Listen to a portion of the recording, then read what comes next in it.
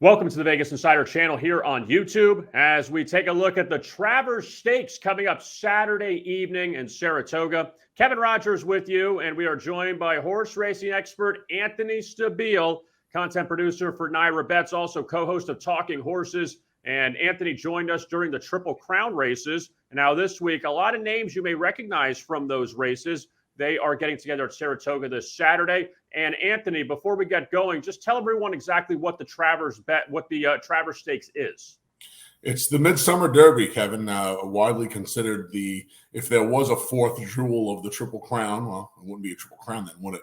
But it's one of the most coveted races for 3-year-olds, and really the last big event for the 3-year-olds before they set off into older horse territory and get ready for the Breeders' Cup. So it's a very important race, especially here at Saratoga. It's the crown jewel of our 40-day meet as we get ready to wrap things up. We have just about a quarter of the meet left to go.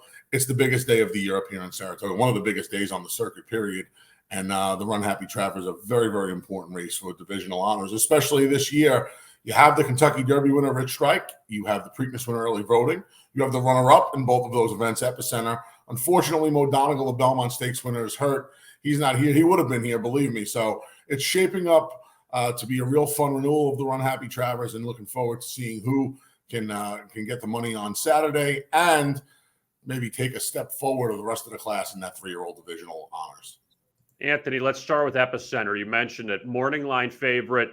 Fell just short of the Kentucky Derby crown, finished second in the Preakness. You think Epicenter here can finally get over the hump? Yeah, right. He has to win the big one now. He's won a lot of the prep races for the Triple Crown races. He won the prep, the Jim Dandy, right here at Saratoga for the Run Happy Travers. And I think now the question becomes, well, he's won some important races, but can he win the big one? Second to Rich Strike in the Derby, second to Early Voting in the Preakness, got the job done in the Jim Dandy. Let's see him break on through. He's a model of consistency. Buyer speed figures in the low hundreds for the last 4 or 5 starts, which is really important, especially in a year where there hasn't been a ton of consistency.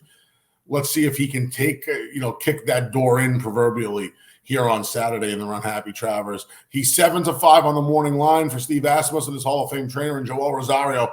He'll be enshrined across the street from the track in the National Museum of Racing Hall of Fame one day. See if they can get the job done on Saturday. Now, Rich Strike, Anthony, of course, the big long shot winner at the Kentucky Derby, but did finish 6th at the Belmont. And you kind of wonder, okay, is that the real Rich Strike and not the one that had that miracle run in the Derby? What are your thoughts here on Rich Strike and their chances coming up on Saturday? Yeah, the last I checked, they run the Run Happy Travers at Saratoga and not Churchill Downs, where he's just freaked in 2 of his performances.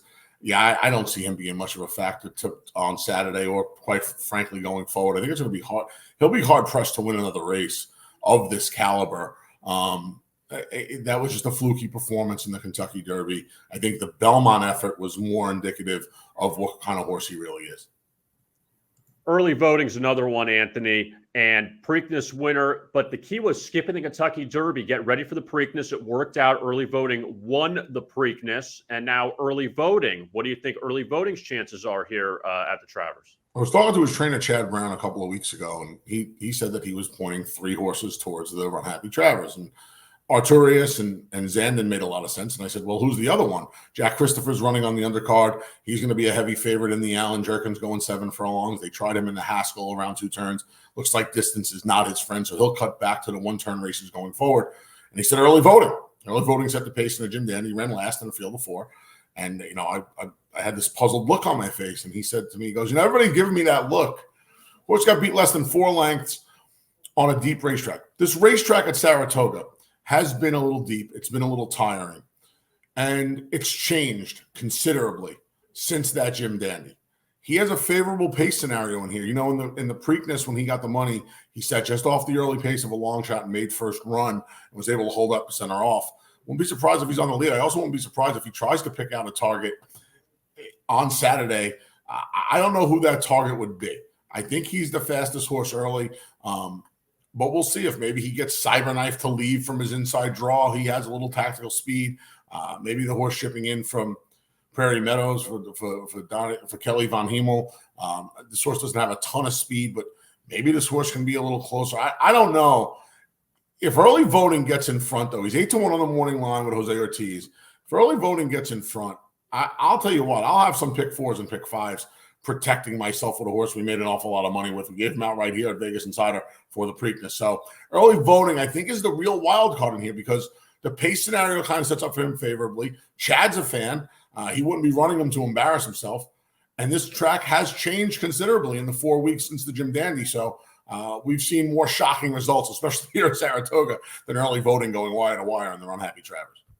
Anthony, final horse, I want your thoughts on Zandon, who has had 6 races, never finished below 3rd, was 3rd in the Kentucky Derby. There's a lot of talk about Zandon during the Derby, but obviously didn't win it. But is this the one where he can finally get over the hump? I'll tell you what, I think this is put up or shut up time. I know he's got a formidable foe in Epicenter. I like Arturius in the race, the 3rd Chad Brown horse. He won the Curl the day before the Jim Dandy. I like Arturius in the race. I've always been a fan of Zandon's, but it's time now. I know he won the Bluegrass, and it was an impressive effort in the Bluegrass, and he made that breathtaking last to first move. But now is the time. He's finished behind Epicenter a couple of times now, once in the Derby, once in the Jim Dandy. He also finished behind him in the Louisiana Derby. It's time. Not the Louisiana Derby, I'm sorry, the Risen Star.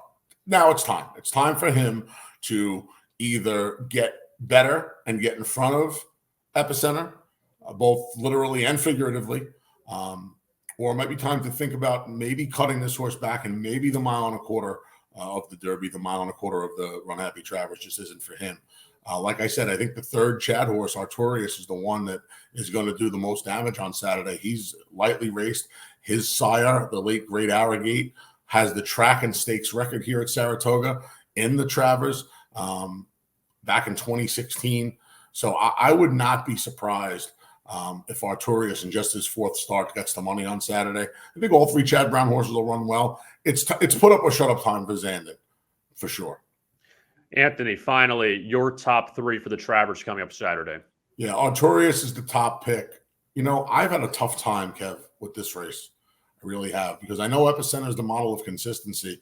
I could never pick him on top at such a short price because I'm not as convinced as a lot of people are that he's head and shoulders above the rest of this crew. So I'm putting Arturius on top. I'll put Epicenter in the mix somewhere. And I respect Chad's opinion. I'm going to put Early Voting in the mix. I've been a fan of this horse from day one. Like I said, we made an awful lot of money with him in a Preakness. And he's going to have a favorable pace scenario. If this track has changed as much as he thinks it has, and I think it has, and he can get loose on the lead in here. We've already seen his class winning the Preakness, winning the 2nd jewel of the Triple Crown. So I'm going to throw in those are the top 3. It would be Arturius, Epicenter, and Early Voting for me. Anthony Stabile, always a great job covering the horse racing world, content producer at Naira Bets. Also, he's the host of Talking Horses, and you can find all of Anthony's work. You can find him at Naira Bets. You can also find him at Vegas Insider, and always a great job covering the horses. At Saratoga this week, Travers Stakes in Anthony's backyard. So looking forward to that. Anthony, thank you so much for the time. We'll talk to you soon. We'll talk to you soon, Kev. Good luck, everyone. That is Anthony Stabile. I am Kevin Rogers. Thanks a lot for watching. And as always, best of luck with your bets.